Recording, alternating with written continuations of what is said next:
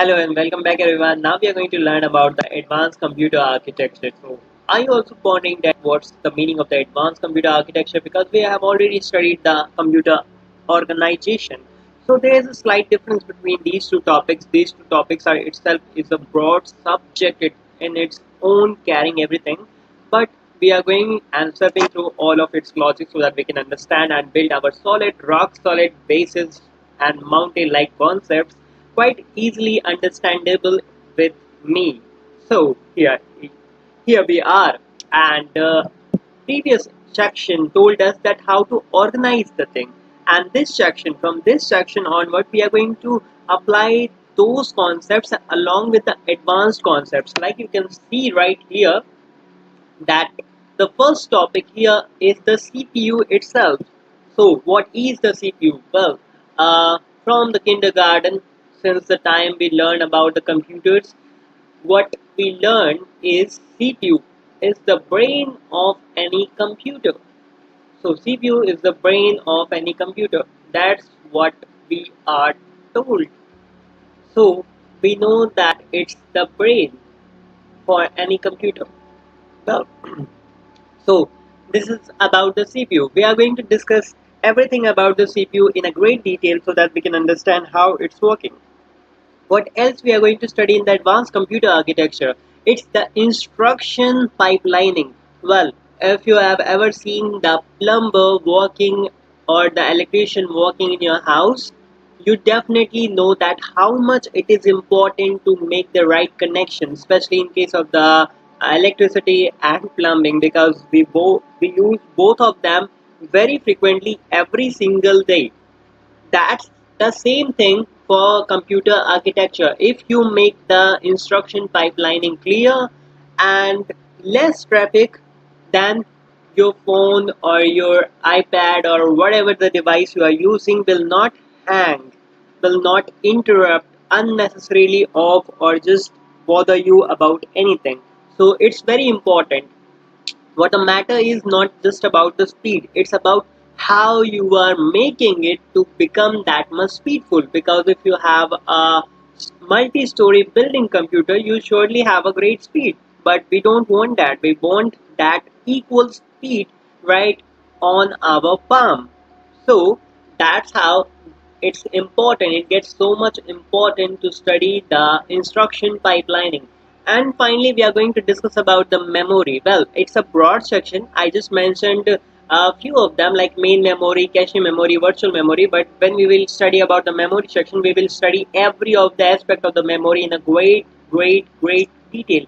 What a memory do? It contains. That's it. It contains. So without wasting any time, let's jump into the CPU and learn something very exciting. So here is our CPU. So CPU is called as central processing unit, as we know. So it's the central processing unit, and there are just 3 points, 1, 2, 3, that can define our CPU. So let's first understand these points and then we will conclude that what is the CPU. Well, I'm doing it in the reverse way so that we can understand that what it actually do and why we call them the brain of the computers. Well, let's start with the registers. So what a register do? It stores the data, stores the data during instruction, during instruction. So technically it's a kind of a memory, but I'm not considering it in the memory because it is short-term memory, and it's the register that registers the data. Like here you can see I made an example already. I registered A, B and C on the addresses of 1, 2 and 3, and then I can apply a particular operation, and after that operation I can get a particular result. So for that small duration of time, what carries that data is called as register. That's about the register. Now let's see what's the next one. This is the central unit. Well, what the central unit gives us, it used to generate it used to generate control signal. Well, Remember that photograph thing that I told you? Well, there are a series of so many photographs, but if you want a definite photograph, you're going to click on that, and then this photograph is going to get load in the RAM, and then you are able to see it, and this is stored in our secondary storage or permanent storage, whatever the storage you would like to call it. So what just happened when you are able to see that image? Well, this is our image. So how we are able to see that? Well, by control signal. How the control signal is responsible for this small action? Well, very easy. When you tap on this particular area, let me change the color, I'm making it red. When you tap on this particular area, this particular action happened, and that told that it needs to be get loaded in the RAM, and then it opened up clearly. Well, this is how the control signal actually controls. You can imagine as the traffic control, that's the control signal. Well, now finally we have ALU. Well, the full form of the ALU is very unique. Arithmetic Logic Unit. When I first learned that, I said, what's even the need of any definition when you learn about this? Then I later realized that it perform ALU is used to perform arithmetic, arithmetic, and the most important one, logic operation. You remember how much we have studied extensively about the logic in our Boolean algebra section and our digital logic section. So this is how the logic operation is actually working. So these are the three key points, or I can say these are the three major parts of the CPU. That's how the CPU is actually working. And don't worry about these kind of the diagram. I'm going to explain everything. For right now, you can understand that there is a particular address till the point 63.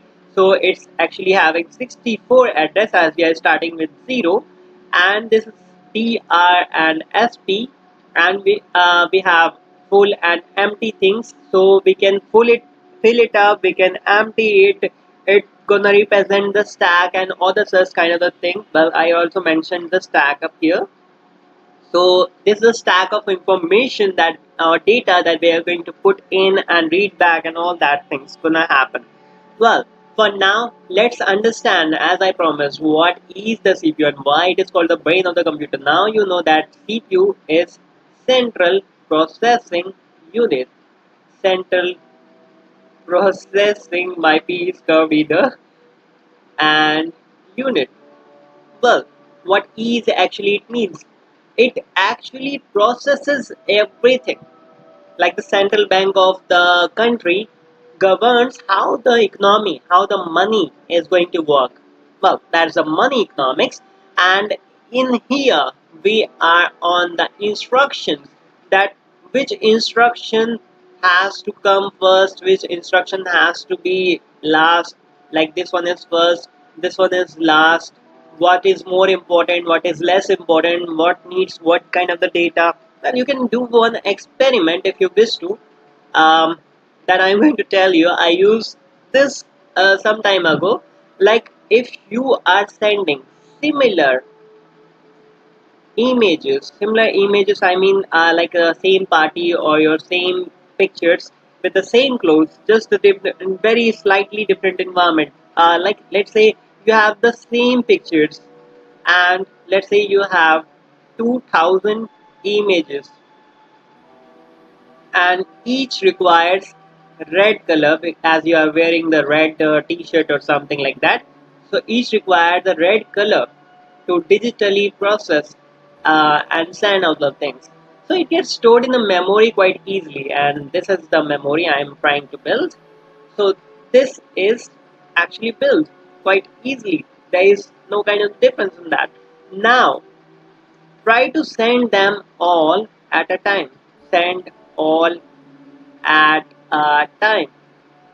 What is going to happen? It will going to take last longing time. Well, these days we have very fast processing units, also called as GPU, the advanced version of the CPU. Well, if you ignore, if I may allow to just change this number, any of the thing that you bring in, no matter what, it will going to take the time, because even if you have the GPU, you have the same kind of the camera. If my CPU's photo is 2 KB, your GPU photo may be 2 MB or even more. So there is the difference too. So it will take the time, because everything is in the form of the zeros and one ultimately. So it will take very long time, and sometimes it never got to the receiving end. That's what happened when I tried 2000 images at a single time by a messaging app and send it to my family. It did not send. So I tried 100 images at a time and it sent very quickly. So it was the quick one. So I asked myself that I am doing the same thing. I just have to do 120 times, 100 images 20 times, and it is sending immediately. So what it actually happened? Well, when I am choosing the 2000 images at a time, so 2000 red colors are required at the same time. So the smartness of my CPU is actually being tested here. Which image it is going to give the red color first, because I sent every of the 2000 first. So either it can make a row, it can make a stack, it can give every of them. That is kind of the instruction cycle that we discussed. This is the importance of the instruction cycle, that how your system, how your computer's brain is actually thinking and working, so that it can transfer all the information from one end to another end. That is called the smartness. We will also going to discuss this thing in a greater detail in pipelining section that I have presented you right here, my dear friend. Okay, sorry, right here. So right here we are going to study about the instruction pipelining also. But for now, I hope you have got my point, because no matter how smart it is, it always has to suffer these things. So this always happens. So there the smartness of CPU is going to come. If my CPU is smart enough, it will send, maybe it will take so much time, but it will send it all the images, all the 2000 images. It will solve the problem. It will solve the traffic. Well, the better word is traffic itself. So it will solve that traffic, that huge traffic. If my CPU is weaker, are not that smart, or my GPU is not that smart, what will going to happen? The traffic jam will never, it will going to be endless. So no images in that case will going to be sent. So that is called central processing unit. It gives the instruction that what we can send with a definite amount of the data without getting corrupted. Of course. So that's about the CPU. I hope you have learned about the CPU in a lot better way, that how smart it thinks. Actually, it's smarter than we think, and faster also. These days it's very very fast. So let's learn about the more topics in the greater detail. Well, it's the CPU. Again CPU? Well, yes, it's the again CPU. I would like to mention the definition that we can present as in the form of the engineer. We need to make it in just one word, that what you are going to call the CPU. So it's the part of computer, that perform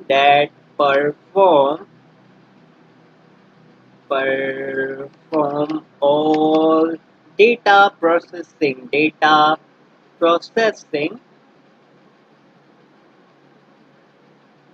operate and operations also, operations, like if I need to apply some operation, addition, subtraction, multiplication, division, there are so many small and big operations included, is called as CPU.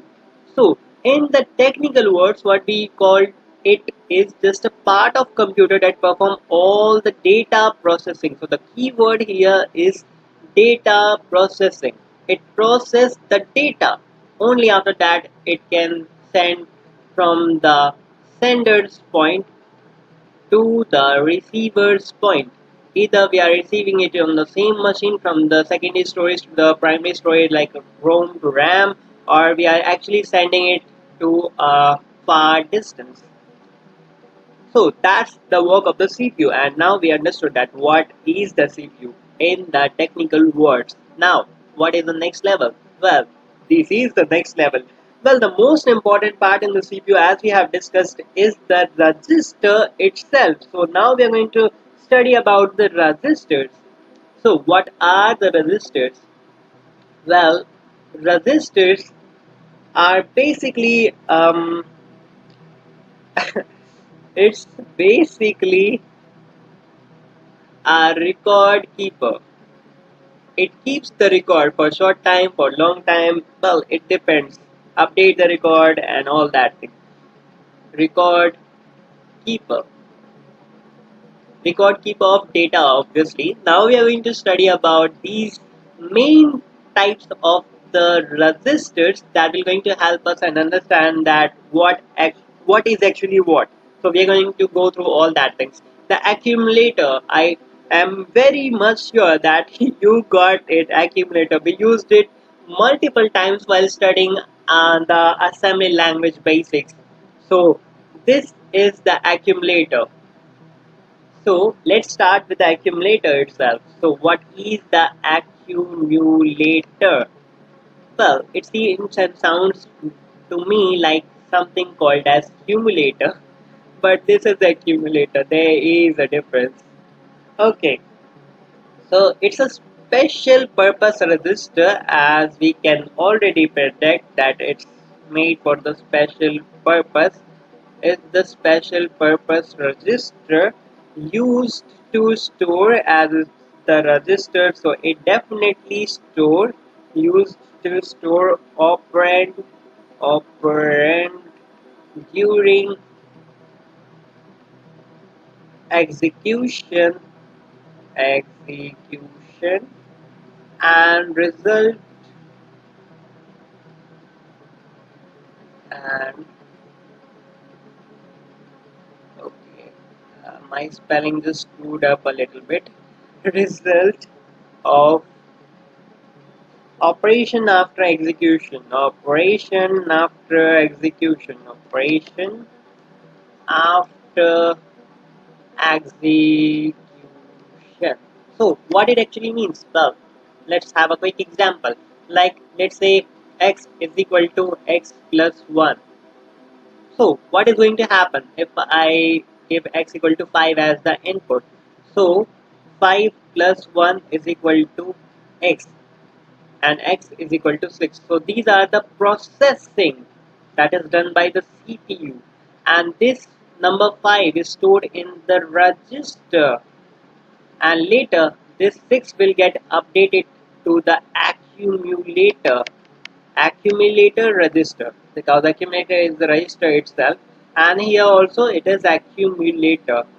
So accumulator register keeps that for that small period of time that we're talking about, and we were writing accumulator with a for just representation purpose when we studied about the commands of the assembly language. So I hope you have remember ADDA and all that such things. So this is about the accumulator. Now let's proceed to the next level of it, which is our general purpose register. So let's study about the general purpose register. General purpose register. Well, can you guess that what this register is used for?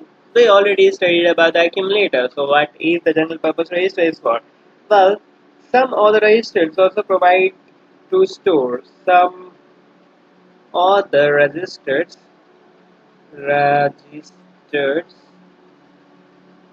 provide space to store operand operand during execution of program. During execution of program.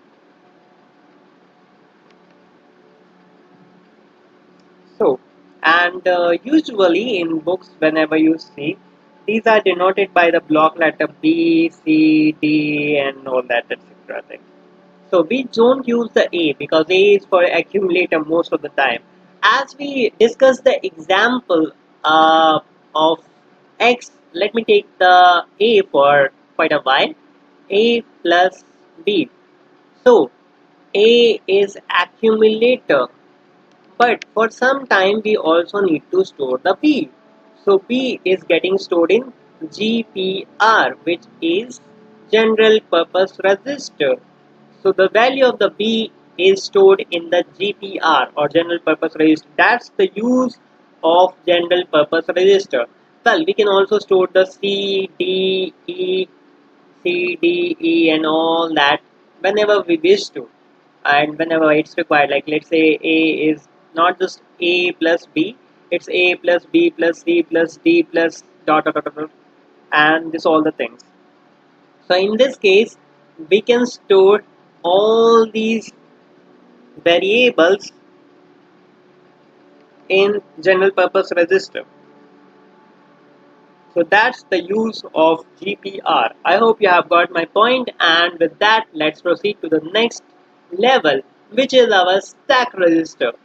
Well, stack registers are stacks are one of my favorite concepts because we use that in every single day, and you will get surprised whenever you study the algorithm in the computer science that how the stacking work.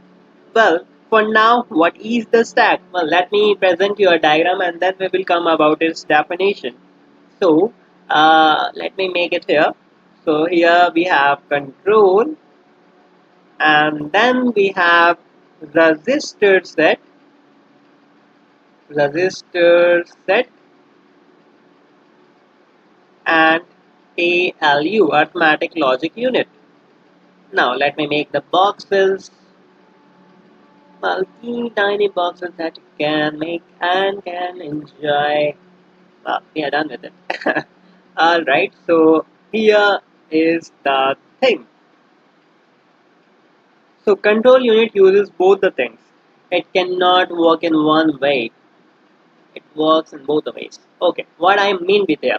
Well, when you have control signal or control unit, you need a resistor. Well, let me change the color so that we not get confused with the other thing. Here, register, it uses the register because the data it has to work is here. Data is here. So it uses this and the operation, like if I say 2 plus 1, so 2 and 1 are stored in the registers, but what operation it has to apply? This is ALU, arithmetic logic unit, means in this case we need to add them up, adding. So this is done by plus, minus, multiply and divide. Well, I made the symbols that is used in the computer science, and we also use the percentages and all that things. We have a lot of the plenty of the things, but these are the main mathematical things that I have made. Plus, minus, multiply, divide, and this is for the remainder one. If you have learned the programming, you surely know about this. So this is what happened, and once it has completed its work, what it has to do? It has to again send it to register the result, which is 3, and now control unit is going to present by the register that the answer is 3. So this is the entire cycle of it, and this is about the control unit with register set and ALU. You might be pondering that what is the stack doing here? Well, exactly the question I have asked myself either, but there is a role. Stack register. Well, stack register is going to stack it up. What is the meaning of stacking it up? It's going to hold the address, hold the address during program, during program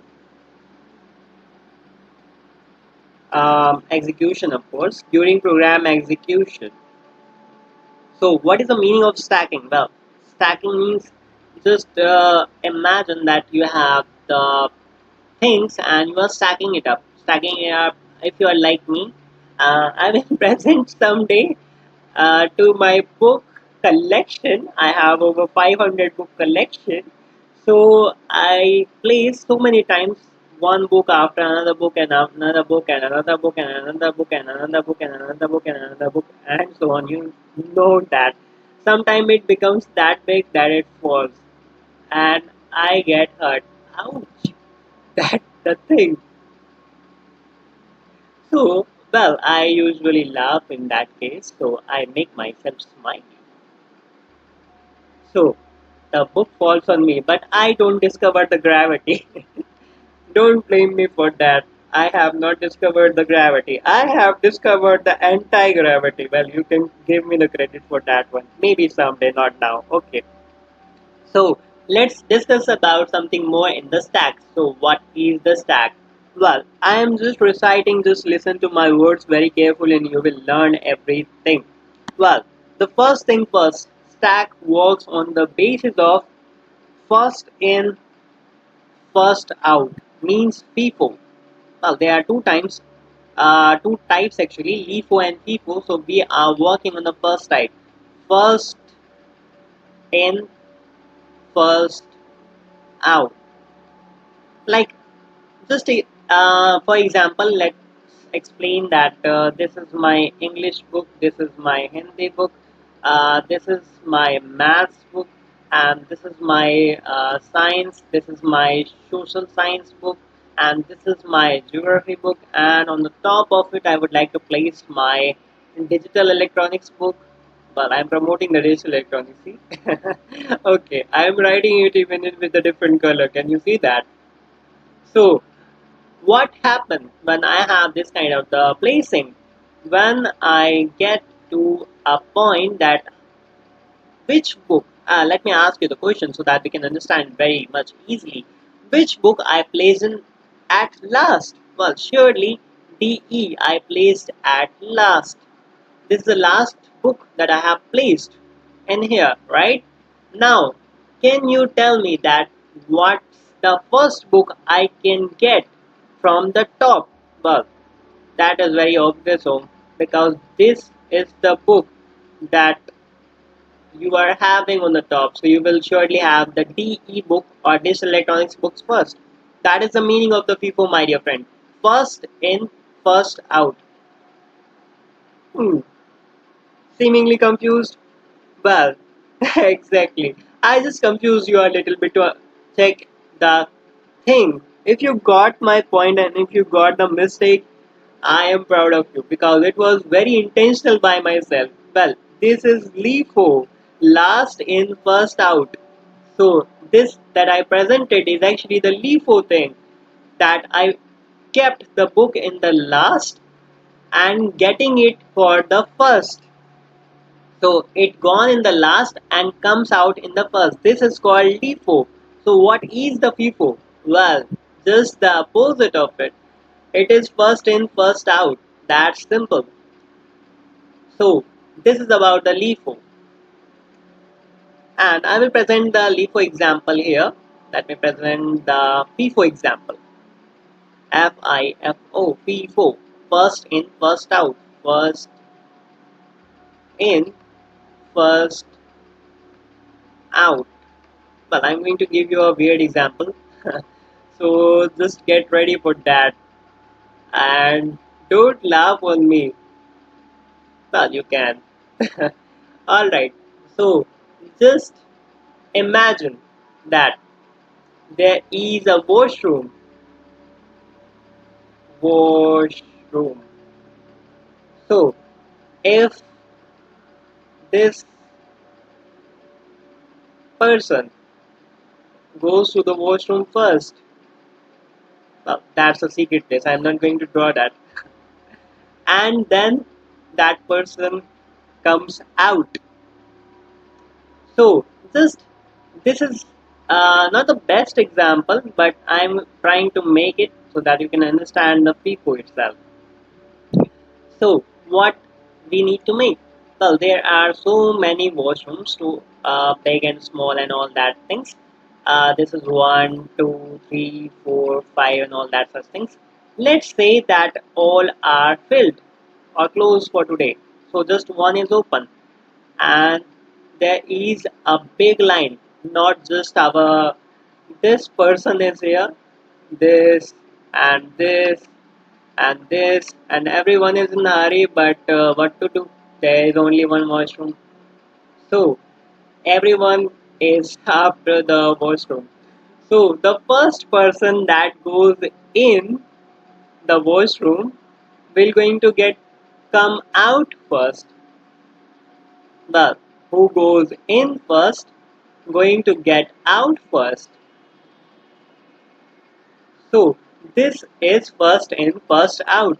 Now I hope that it becomes crystal clear to you that what is the meaning of the FIFO. Alright, so LIFO and FIFO are the parts of the stack.